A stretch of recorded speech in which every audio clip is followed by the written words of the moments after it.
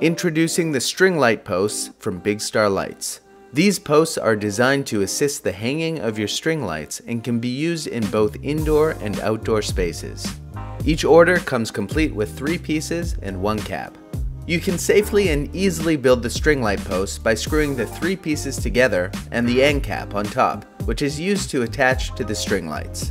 Once you have put the string light posts together, you can secure them with the different base options we have available, like a tank stand, which can be filled with water or sand, a deck mounting plate that is designed to permanently and securely attach the post to wooden decks, a turf anchor kit, which will anchor the post to displays in gardens, fields, and other soft ground locations, and a fence bracket to secure to railings and fence posts.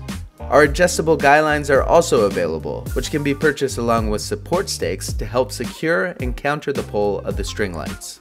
Thanks to these mounting options, the string light post can be used in different installation environments, including concrete, paver, stone, deck, grass, sand and dirt, interior, and as either temporary or permanent installs. Once you've got the string light post secure, you can attach your string lights to the post using the end cap on top, which includes a piece that secures the lights in place.